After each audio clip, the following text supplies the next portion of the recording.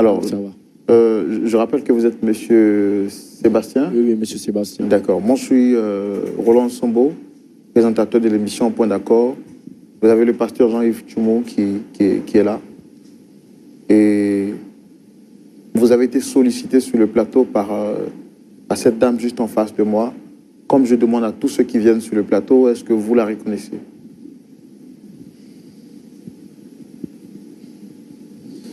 Je la connais bien, c'est ma femme. Elle et moi, on est mariés, ça fait plus de 2 ans que nous sommes ensemble. Mais après 1 mois, je ne l'ai plus revue, au fait. Je ne sais pas pourquoi. Elle est sortie un matin, et jusque-là, c'est aujourd'hui que je la revois. Alors, comme vous l'avez dit, hein, ça fait quelque temps que vous êtes... qu'elle a quitté la maison. Moi, j'ai envie de vous poser la question de savoir, est-ce que tout va bien entre vous? Oui, tout va bien, il n'y a pas de souci. Hein. Désiré, tout va bien, j'espère. Tu le sais bien, tout va bien. Seulement que, je ne sais pas. D'accord, moi, pour faire clair, je pense que vous avez été sollicité sur le plateau. Elle est là, on va lui donner la parole pour qu'elle puisse s'exprimer. D'accord. Merci. Sébastien, si je t'ai fait venir ici, c'est pour te demander une seule chose. Que tu me rendes ma maison. Tout ce que je te demande, c'est ma maison. Rends-moi juste la maison. Et aussi, je veux le divorce. Attends. Tu m'as fait venir ici juste pour parler encore de cette histoire de maison-là. La maison dont nous avons parlé. Tu m'envoies sur un plateau de télé pour me parler de maison. C'est ta maison? Attends. C'est ta maison, réponds, c'est ta maison. Attends, allons doucement. Tu m'as dit que ta maison était ma maison et ma maison était ta maison. Ta maison n'est pas ma maison. Et ma maison n'est plus ta maison, Sébastien. Je veux ma maison. Tu veux ta maison? Tu as ta maison diabolique. Rends-moi ma maison. Rends-moi la maison de mes parents. Et qu'on divorce en fait, je ne veux plus avoir affaire à toi. En ce que je sache, toi et moi, nous sommes mariés. Nous sommes très jeunes et on a été vraiment le meilleur couple de l'année. Tu sais quoi? La maison, le divorce, ne sera même pas. Tu es sérieux là? Sébastien, je ne veux pas rester avec toi. Je ne peux pas rester avec un diable comme toi. Tu m'arrêtes ça! Tu m'arrêtes ça! Je veux ma maison. La dernière fois que tu me parles comme ça. Tu m'as entendu? Que ce soit la première et la dernière fois. Je suis fatiguée que tu te fais sur moi. Je suis fatiguée, je ne suis pas tes toilettes. Je suis en train de te parler. Je ne suis pas tes toilettes, Sébastien. Je te parle. Je suis ton homme. Écoute-moi, je te parle. Tu penses que ces personnes qui sont là, mes frères? Tu me parles de mariage. Où est ton alliance? Où est ton alliance? Mon alliance? Mon alliance? C'est dans la voiture. C'est parce que ça me serrait un peu. Comme tu t'es levé un matin, tu es parti où tu voulais partir. Là. J'ai décidé d'enlever l'alliance pour déposer. Là, le jour où tu vas revenir, là, je vais me charger de porter mon alliance. Sébastien, je veux ma maison. Je ne veux pas retourner. Je ne retourne pas avec toi. Pas de maison. Je t'ai dit ça. Je ne retourne pas avec toi. Je veux ma maison.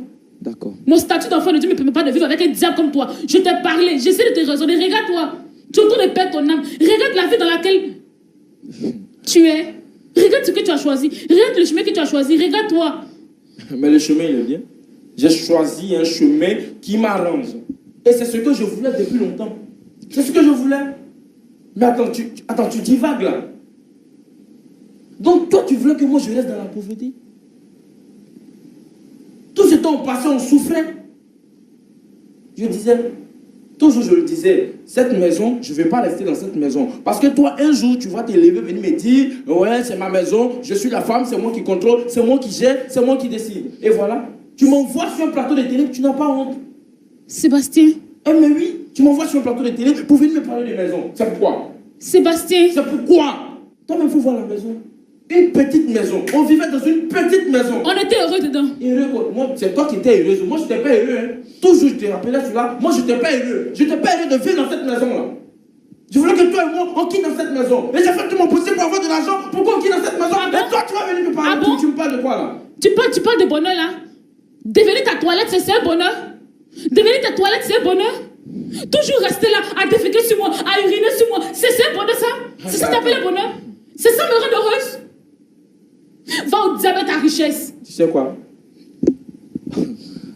On nous a toujours dit que le mariage, c'est pour le meilleur et pour le pire. Et toi et moi, ça a été une question de communauté des biens. Si j'ai commencé à défecter sur toi, uriner sur toi, c'était juste pour que toi et moi on quitte dans cette misère. Il fallait qu'on passe par là. Moi, je partais souffrir là-bas. Il fallait aussi que tu souffres dans la maison. Sébastien, je ne peux pas t'accompagner. Je ne t'accompagne pas. Je ne peux pas t'accompagner dans cette route que tu as choisie là. Je ne peux pas t'accompagner dedans. Reste là-bas avec ton diable. Rends-moi ma maison de minable, la maison de pauvreté dont tu parles là. Rends-moi cette maison. Moi, j'ai choisi la pauvreté, de vivre en Dieu dans ma pauvreté, ok? Attends, tu viens en Dieu. Je vais vivre en Dieu avec ma pauvreté. Reste là-bas. Reste dans ta richesse. Désiré, tu viens en Dieu. Toi, tu crois en Dieu? Tu crois en Dieu, toi? Attends, tu me parles de quoi là? Non, moi je viens en Dieu, moi je crois en Dieu. Là, c'est moi qui ne crois pas en Dieu. Qui t'a dit que lorsqu'on est dans une secte là, on ne croit pas en Dieu? Il y a même des gens qui se font passer pour des chrétiens, même qui sont. Et là, tu blasphèmes. Je blasphème. Toi, tu es avec moi dans ce milieu-là. Nous sommes nombreux à être là-bas. Mais chacun a sa foi. Chacun prie son Dieu. On croit toujours en Dieu. D'accord, ok. Attends. Toi qui parles de Dieu, d'église et autres, là. Tu dis que tu es chrétienne et tu veux qu'on divorce. C'est ce que la Bible a dit. C'est ce que la Bible demande. La Bible demande à ce qu'on divorce lorsque ça ne va pas. Tu vas venir parler de Dieu. Moi, je crois pas en Dieu. Dis-moi. Tu es un diable. Je suis un diable. Tu es un diable. Je regrette le jour où je t'ai rencontré. Sébastien, je regrette le jour où je t'ai rencontré. On dit femme ingrate, c'est ça qu'elle a là. S'il te plaît. Tu es vraiment ingrate. S'il te plaît. Tu n'es pas reconnaissante. S'il te plaît. Je dis que tu n'es pas reconnaissante. Reconnaissance? Oui, tu n'es pas reconnaissante. Moi, je t'ai aidé dans tout. J'ai tout fait pour que toi tu sois à l'aise. Et là, tu vas venir me devant la télé. Non, mais faut pas faire ça. Sébastien. Faut pas faire ça. Déféquer sur moi, c'est une reconnaissance. Mais c'est pour que toi. Me laisser vivre dans la douleur, dans l'ignorance. D'accord. Vraiment, je suis vraiment désolé de ce que vous vivez tous les deux. On a pris quand même le temps de vous écouter pour savoir de quel côté se situe la vérité. Monsieur Sébastien, vous avez dit tout à l'heure que vous croyez en Dieu et justement vous êtes chrétien, c'est ça? Oui. Ça n'a même pas honte. Pourquoi avoir fait le choix de rentrer dans cet environnement qui rend malheureuse votre partenaire de vie?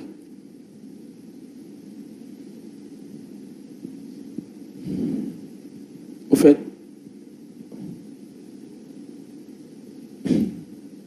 depuis longtemps, je vivais dans la misère.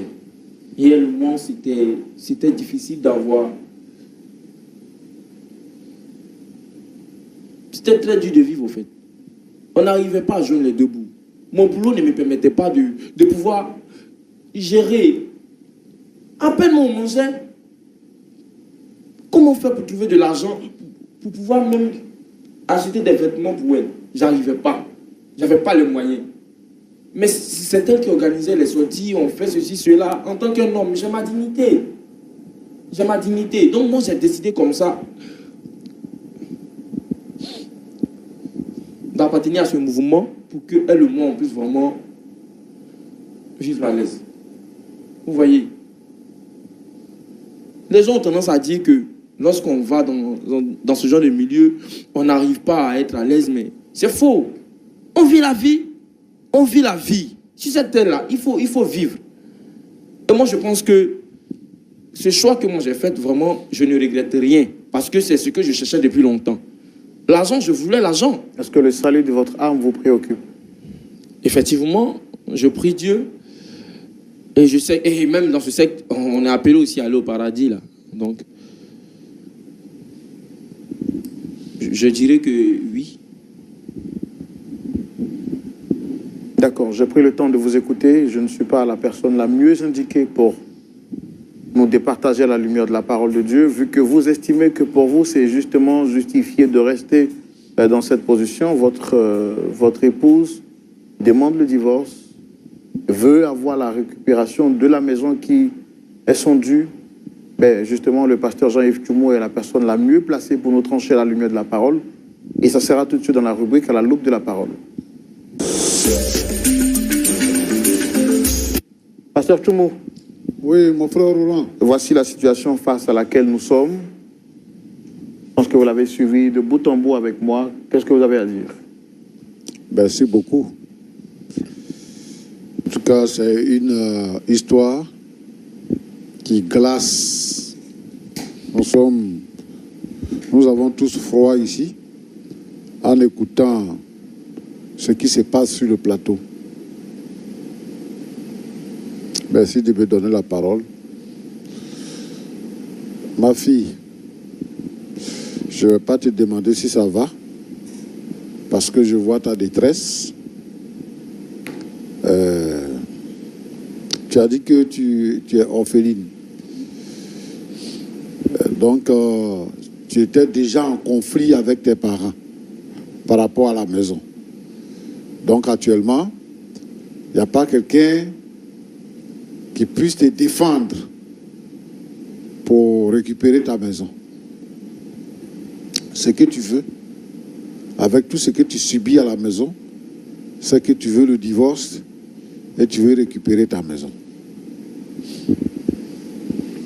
Est-ce que à ton pasteur, tu as déjà parlé de divorce? Parce que j'ai écouté le frère Roland dans la discussion qu'il a eue avec toi.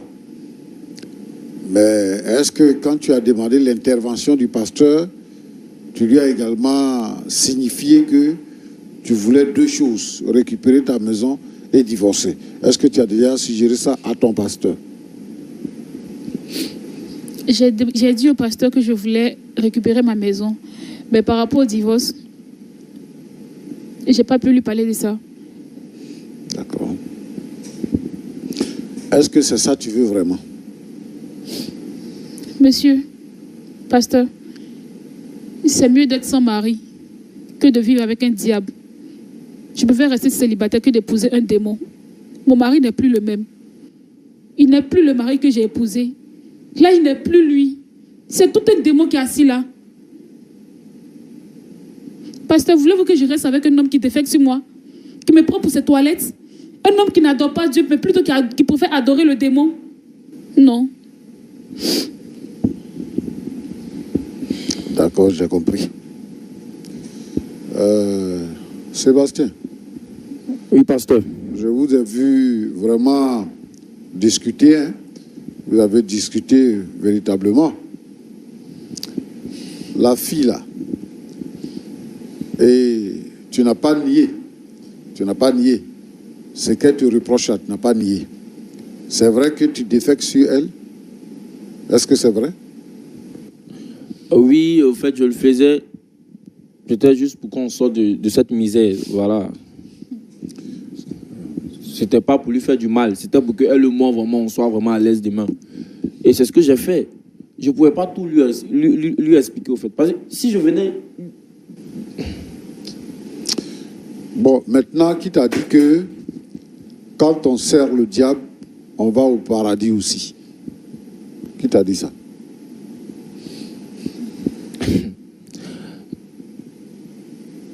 Je suis dans une secte, ça ne veut pas dire que je sers le diable.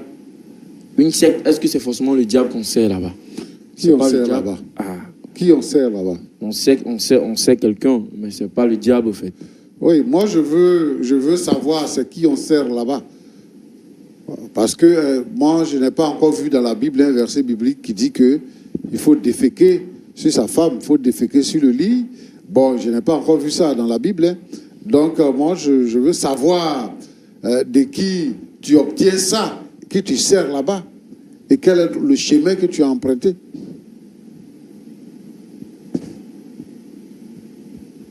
La Bible dit que le salaire du péché, c'est la mort.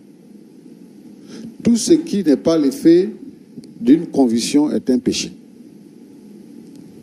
Du fond de ton cœur, tu sais que la Bible dit que c'est de la sueur de ton front que tu trouveras ton pain. Mais je ne sais pas quelle est la stratégie, je ne sais pas non plus quelles sont les méthodes que tu utilises pour pouvoir gagner de l'argent. Ce que je sais ici, c'est que tu peux déféquer sur ta femme et que tu peux uriner sur ta femme. Mais à côté de ça, c'est quel travail que tu fais encore pour gagner de l'argent, beaucoup d'argent, en étant dans cette société secrète. Si tu es dans cette société secrète et que ce n'est pas un travail que tu fais, en ce moment-là, dis-moi. Dis-moi pour que je sache. Non, mais je fais un travail. Je suis dans l'impôt-export. Donc, c'est ce qu'elle ne savait pas. Et donc, je ne pouvais pas tout lui dire. C'est ce que j'ai dit. Je ne pouvais pas tout lui dire. Effectivement, je défectais. Je faisais tout ça sur elle, mais ce n'est pas pour autant elle va me blâmer. C'était juste pour notre bonheur, pour notre bien. Voilà. Il te reste combien d'années à vivre?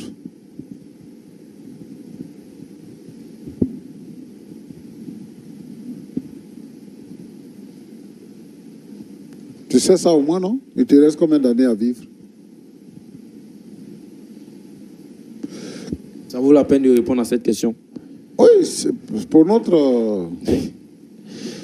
Là, nous sommes sur un plateau de télé, je ne peux pas répondre à ça. C'est impossible pour moi de dire. La Bible dit que certes, il y a un homme de gagner le monde entier s'il perdait son âme.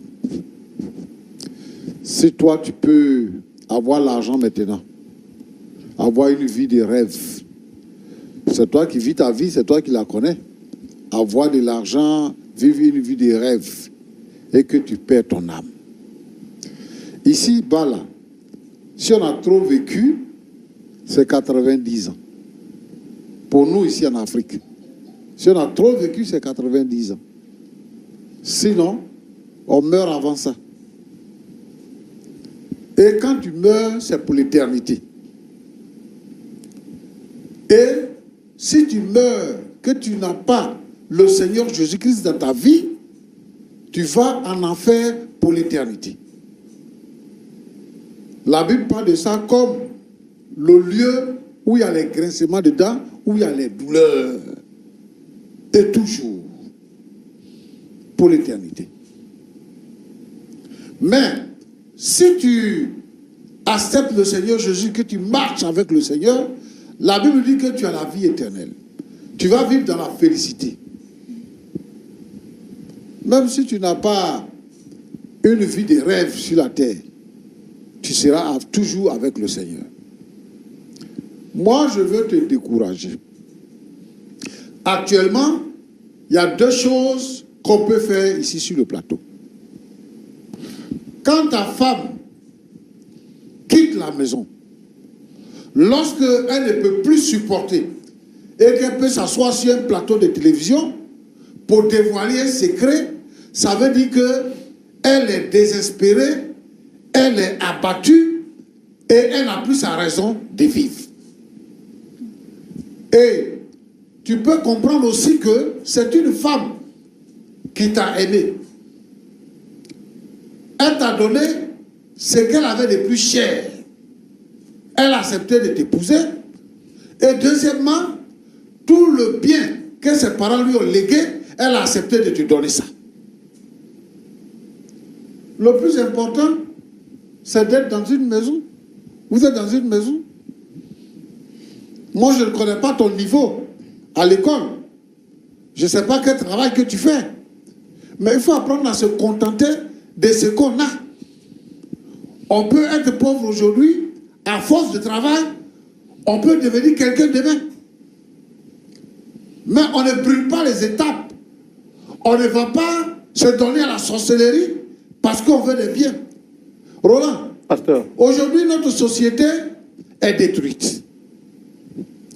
Notre société est détruite parce que tout le monde pense que c'est ce genre de vie-là, se donner aux œuvres mystiques, à des sectes, pour gagner de l'argent. Faire des sacrifices humains. Et maintenant, ça nous ramène à une histoire qu'on a déjà entendue quelque part, Poti Pota. C'est ce que nous vivons sur le plateau actuellement. Moi, je vais interpeller la jeunesse africaine et la jeunesse dans son ensemble. Aujourd'hui, plus que jamais, c'est le temps de considérer les voies du Seigneur. Et je voudrais lancer un appel à notre société qui a cédé au diable, qui s'est livré au diable. Comme quelqu'un a l'habitude de le dire, le diable c'est un menteur. Et Jésus dit que il est venu pour détruire, pour égorger, pour voler. Le diable va voler ta vie.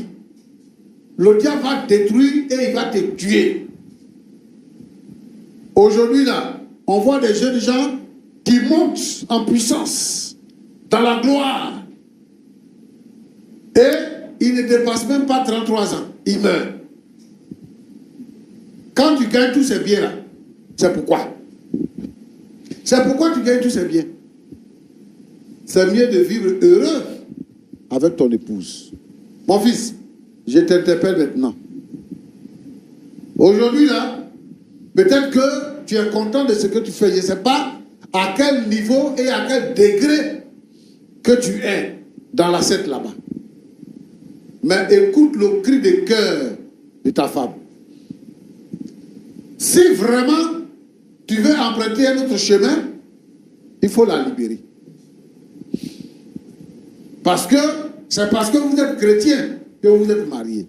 Si maintenant toi tu ne veux plus être chrétien et que tu veux pratiquer une autre voie, donne-lui sa maison et donne-lui sa liberté.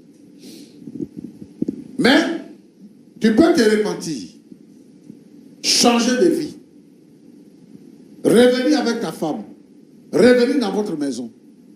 Le Seigneur Jésus dit que tous ceux qui sont fatigués et chargés, venez à moi, je vous donnerai du repos. Et Jésus dit, je ne mettrai point dehors celui qui vient à moi. Ce qui veut dire que, quel que soit le degré de sorcellerie, de pratique où tu t'es mis, si tu reviens au Seigneur, il te pardonne et il te donne la place qu'il te faut. Donc, reviens au Seigneur, répands-toi pour que tu sois heureux avec ta femme. Ma fille, que Dieu te bénisse. Je veux que tu persévères dans la foi et que tu ne te laisses pas intimider. Il y a beaucoup de filles aujourd'hui, beaucoup de personnes aujourd'hui qui sont faibles devant l'argent. Quand ils voient l'argent, c'est fini. Ils ne respectent plus rien dans la vie. Mais tu es en train de nous donner une leçon. Et je pense que le Seigneur ne va pas t'abandonner. Continue dans la voie que tu as choisie. Roland, Pasteur. Que Dieu vous bénisse. Amen. Merci beaucoup, Pasteur Tchoumou. Vraiment, vos paroles sont remplies de vie, de puissance, d'autorité et de sagesse. Ces paroles nous font énormément de bien. Je pense que le mot de la fin revient à notre très cher ami que nous aimons beaucoup, M. Sébastien. Tout à l'heure, je vous ai vu argumenter avec le pasteur. Par la suite, vous êtes resté assez calme. Lorsque le pasteur s'est prononcé, est-ce que vous avez quelque chose à dire? Dans son propos, il a demandé à ce que vous puissiez vous repentir et revenir à de meilleurs sentiments.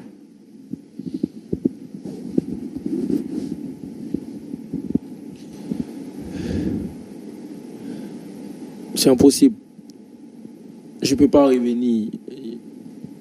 En fait, le degré où je suis arrivé, c'est impossible de faire retour. Je ne peux plus retourner. J'ai choisi cette voie, donc je vais l'assumer. Et c'est ce que je peux faire. Voilà. Peut-être je vais la libérer, mais moi, je vais continuer. S'il y a moyen de prier pour moi, qu'il le fasse, mais c'est déjà tard, en fait. Voilà. Parce que là, maintenant, c'est tard. C'est plus la peine.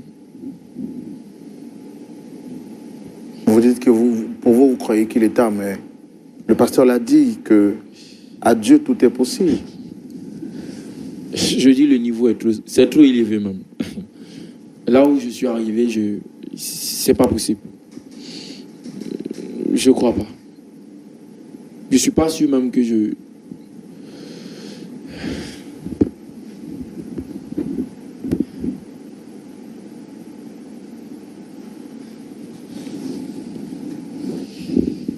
C'est un choix que j'ai fait, donc je vais l'assumer.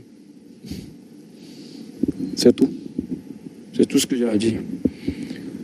Voilà.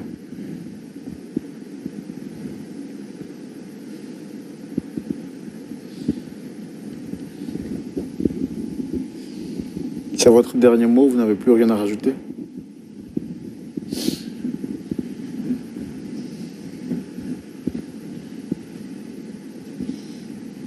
Je veux juste une prière. Juste une prière et c'est tout. Pasteur Tchoumou, il dit qu'il n'y a plus d'espoir pour lui. Avec le Seigneur, il y a toujours de l'espoir. Jésus est la solution.